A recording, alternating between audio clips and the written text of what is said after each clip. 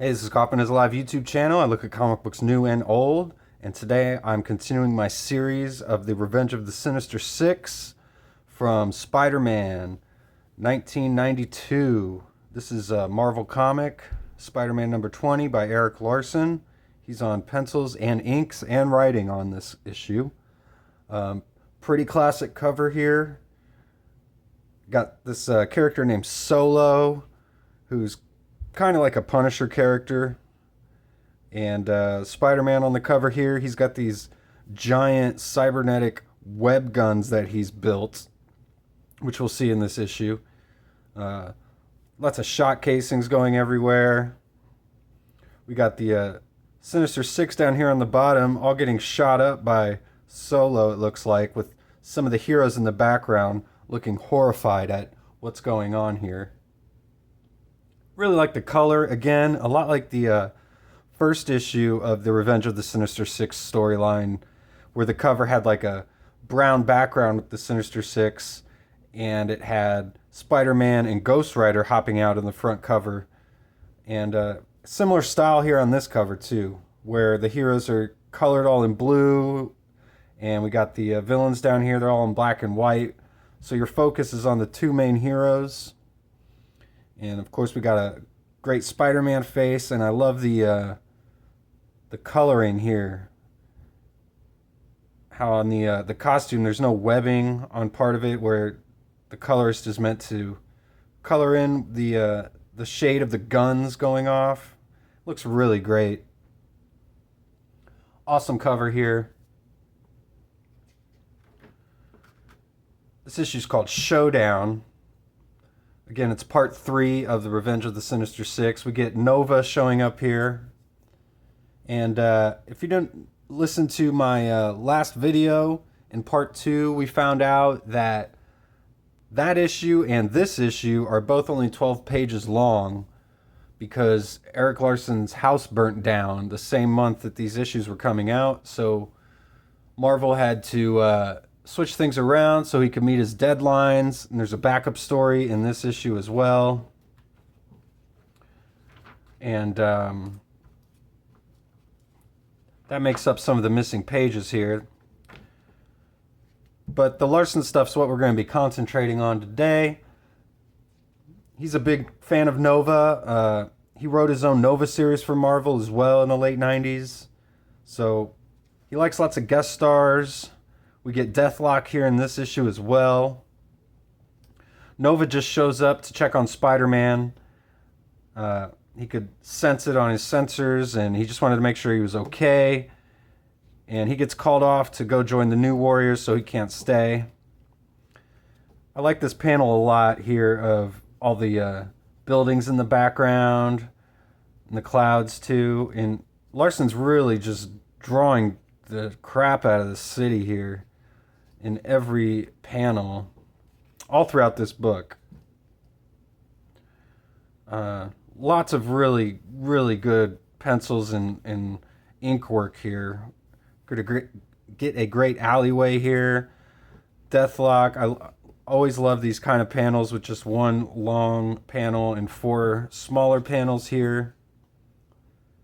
Deathlock's just basically explaining his origin, talking about how there's a group out there that's creating cybernetic super soldiers out there like him.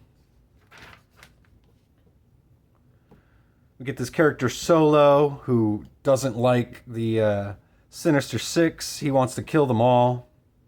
And he keeps saying his catchphrase, "And while Solo lives, terror dies," which is super corny, and I think that's on purpose.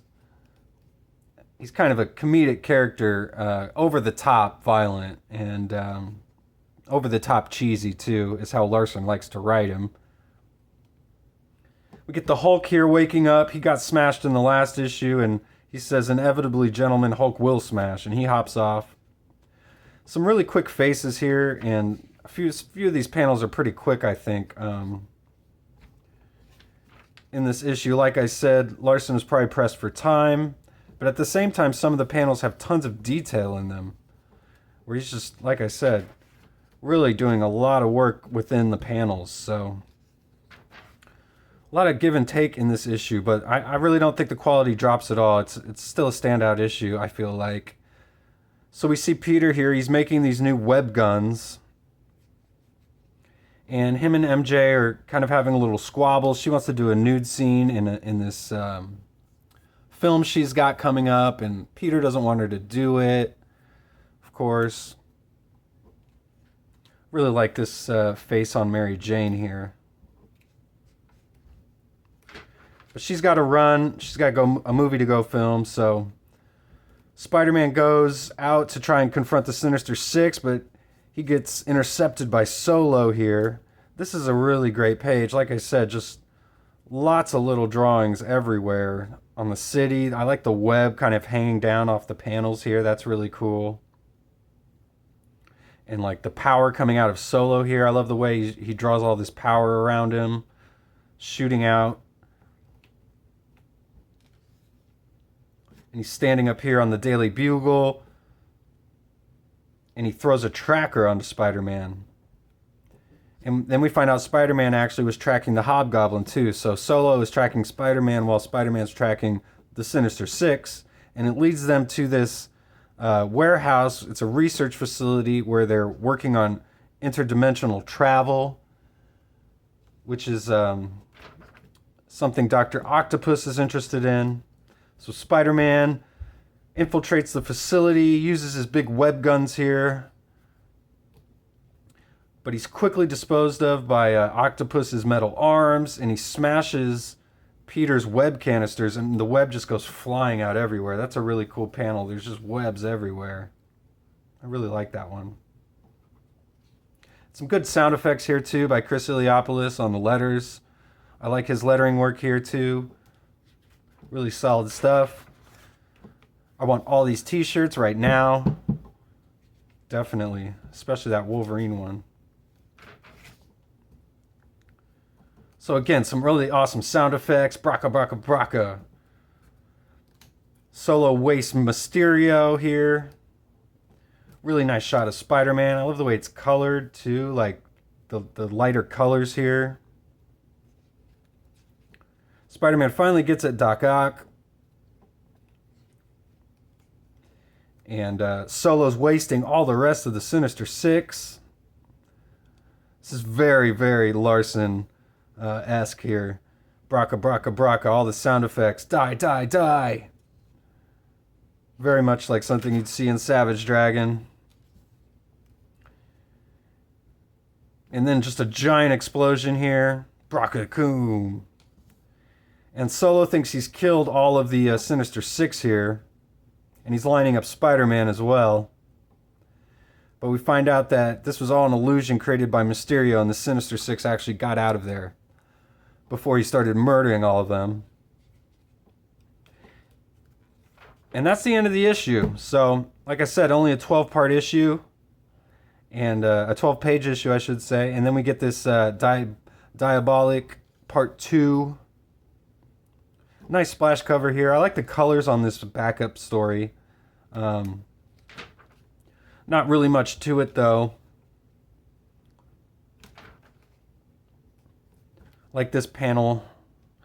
Diablo is this villain here. He's just explaining his origin, where he's come from.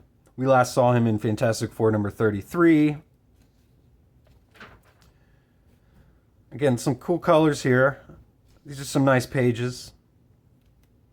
It's Terry Cavanagh's the writer here, and let's see who we got. And Scott McDaniel is the artist. But Spider-Man defeats Diablo eventually, and saves the day. But Diablo comes back.